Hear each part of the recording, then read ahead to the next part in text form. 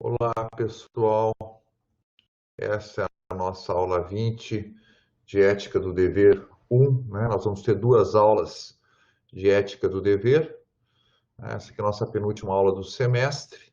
Ética do Dever está ligada ao nome do Kant, tá? E é ele, Immanuel Kant, que vai nos auxiliar para pensar essa ideia de uma ética do dever, né? Essa escola tão importante, né, na história da filosofia.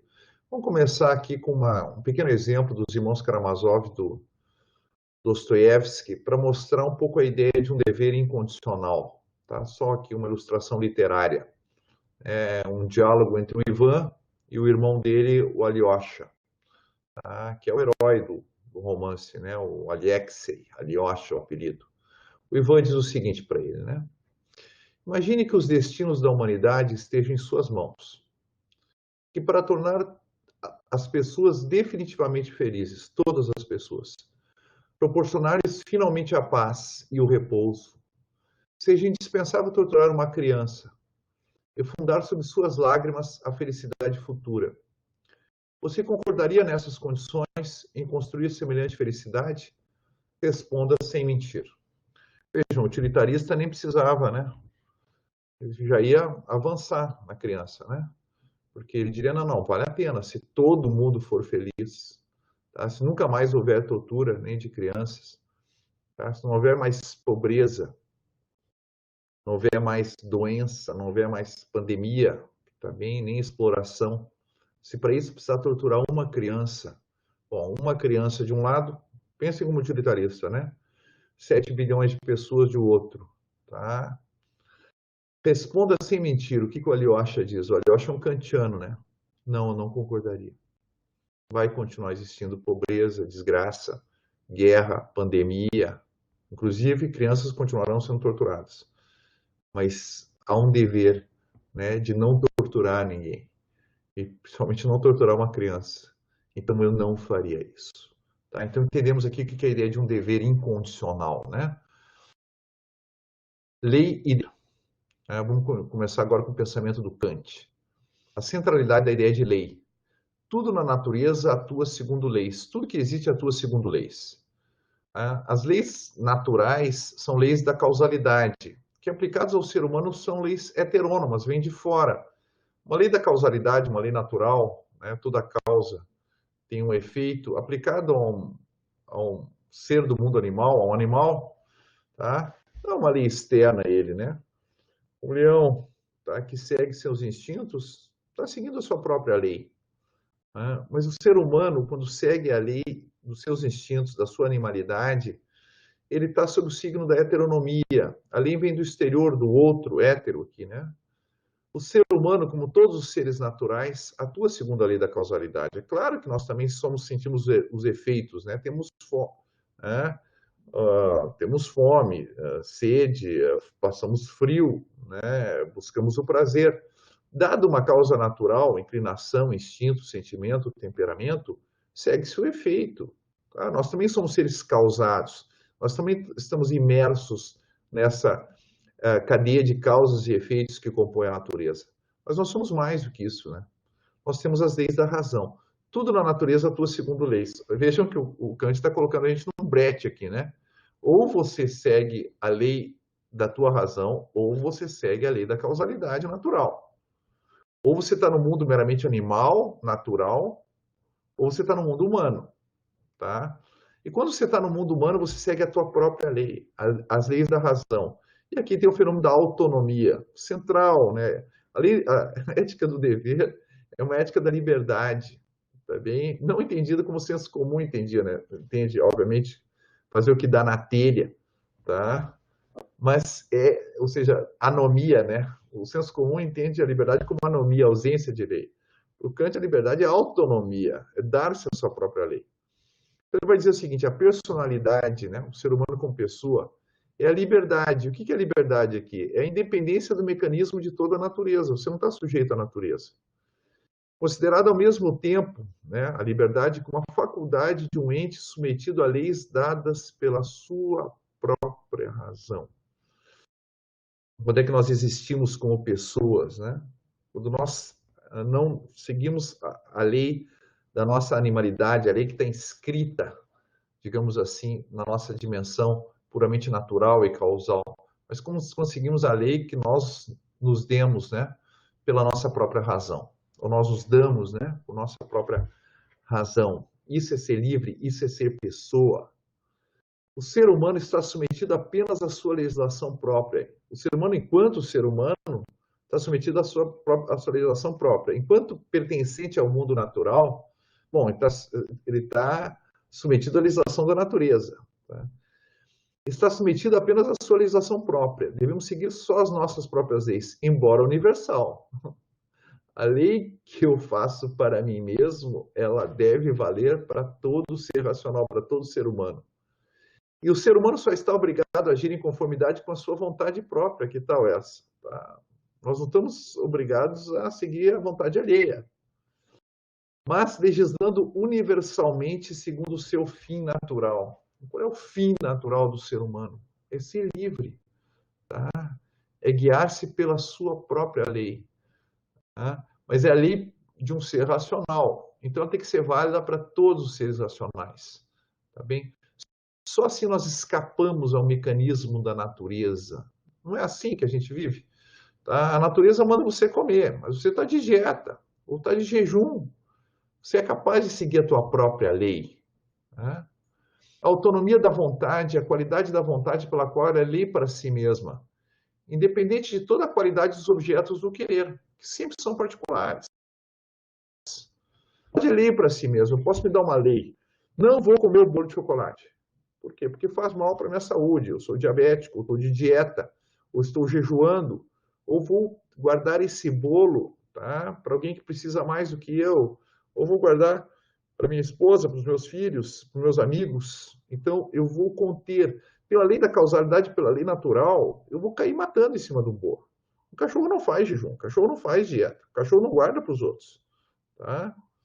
Se a vontade busca a lei que deve determinar em qualquer outro lugar que não seja a aptidão de suas máximas por uma legislação universal própria, isto é, se indo além de si própria, vai buscar na qualidade de qualquer um de seus objetos, o resultado será, então, será sempre heteronomia.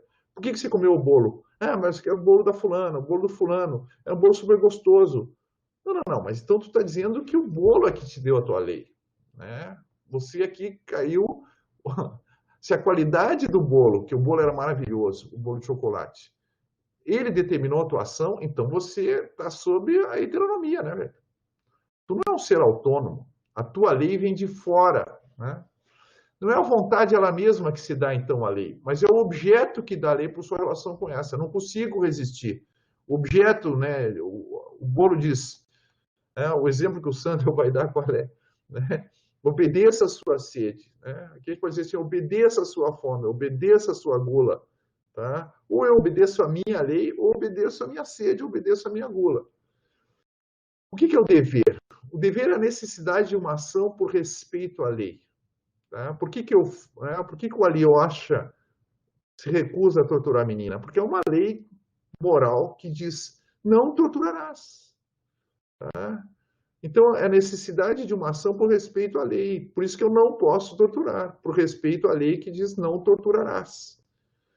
O mandado ético universal é age em conformidade com o dever pelo dever, não por outra coisa. Tá bem? O valor moral da ação não está no efeito, nas consequências. Ah, mas se você torturar a menina, você vai salvar a humanidade. Não, mas o valor moral da ação não está no resultado, como diz a ética das consequências. Está na própria ação, tá? Ou melhor, está no dever. Se a ação está em conformidade com o dever, então ela tem valor moral, senão não. Tá? E o que é a moralidade para o Kant? É agir por dever. Por exemplo, o dono de uma loja procede com honestidade. Isto é, a sua ação é conforme ao dever. Tá? Mas ele o faz para proveito próprio, né? Porque assim ele vai criar uma fama de ser honesto e vai ter mais clientes. Intenção egoísta, diz o Kant. Isso é, não faz por dever. Entenderam, né? Ele age conforme ao dever, porque o dever dele é ser honesto. Mas ele não faz isso por dever, ele não é honesto para ser honesto. Ele é honesto para ter mais clientes. ok? Isso para Kant não é moral. Outro exemplo dele, conservar sua vida é um dever. É um dever cada um de nós de conservar a nossa própria vida, é um dever moral. Mas a maior parte dos seres humanos faz isso por inclinação imediata, por instinto, né, de autoconservação. E esta conduta, sendo conforme ao dever, não ocorre por dever. Tá? Não nos conservamos na vida por dever, mas por nossa inclinação. Então, Kant diz assim, então não tem valor moral. Mas em que momento a gente poderia ver nessa situação, no tocante ao valor da vida, quando é que a adesão à vida mostra que tem valor moral? Ele dá o exemplo, diz assim, quando as adversidades e uma amargura sem esperança roubaram o gosto de viver, quando o desventurado deseja a morte e ainda assim conserva a sua vida sem amá-la, não por inclinação ou medo, mas por dever, aí então sua máxima tem teor moral. A máxima dele que é quero me manter vivo, tem teor moral, não é quero me manter vivo por meu instinto, quero me manter vivo por medo de morrer, eu quero me manter vivo porque é um dever manter-me vivo. Tá? E aqui a gente tem uma ação moral. Vamos para um outro conceito importante do Kant, central, né, na sua doutrina ética, que é o imperativo categórico, a doutrina do imperativo categórico. Preliminares. Pergunta que a gente se coloca é, como saber se uma determinada máxima está em conformidade com a lei moral, isto é, se ela pode ser assumida como um imperativo categórico? Mas essa frase é obscura para vocês, né? Professor, não entendi nada porque eu não sei o que é a máxima, tá? E não sei o que é imperativo categórico. Então a questão para mim não faz sentido. Como saber se uma máxima está em conformidade com a lei moral? Isto é, se a máxima pode valer como imperativo categórico. Então vamos ter que explicar o que é máxima e o que é imperativo categórico. A primeira diferenciação que o Kant faz é entre máximas e leis. Depois a gente vai voltar nessa perguntinha. Máxima é o princípio subjetivo do querer. O princípio objetivo é a lei prática. Tá? Qual é a máxima do comerciante honesto? Agir honestamente. Eu sou aquele que age honestamente. E qual é a lei? A lei diz, seja honesto. Tá? A máxima é subjetiva, porque alguns vão ter uma máxima imoral, vamos dizer, vou ser desonesto, sempre que eu puder eu vou fraudar meu cliente. Essa é uma máxima, é um princípio subjetivo do querer. O princípio objetivo é a lei moral. Ou numa outra formulação, continuando com uma citação do Kant, né? Máxima é um princípio subjetivo da ação, que o próprio sujeito erige em regra, de como ele quer atuar. Eu quero fraudar meus clientes. Isso é uma máxima. Tá? O princípio do dever, ao invés, aquilo que a razão objetivamente lhe prescreve, como deve atuar. A máxima é a regra que cada um erige para si mesmo, que cada um cria para si mesmo. Tá bem? Lei é aquilo que você cria de um ponto de vista racional. Tá? O princípio do dever é, ao invés, aquilo que a razão objetivamente lhe prescreve, como deve atuar. A máxima diz respeito a como o sujeito quer atuar. A lei diz respeito a como ele deve atuar. Então, mas o que é uma ação moral? Então, a ação moral é aquela em que o sujeito quer, ou seja, a sua máxima, o que ele deve, a lei. Toda vez que você quer o que você deve, bom, então tu está agindo moralmente. Tá? Por exemplo, eu não minto é uma máxima. Tá? Não mentirás é uma lei. Tá? Aqui tem uma coisa que era conhecida como a lei de Gerson, tá? Era de uma propaganda de cigarro lá dos anos 70, né? Em que um jogador, uma personagem, né, do futebol brasileiro dizia assim, gosto de levar vantagem em tudo. Tá?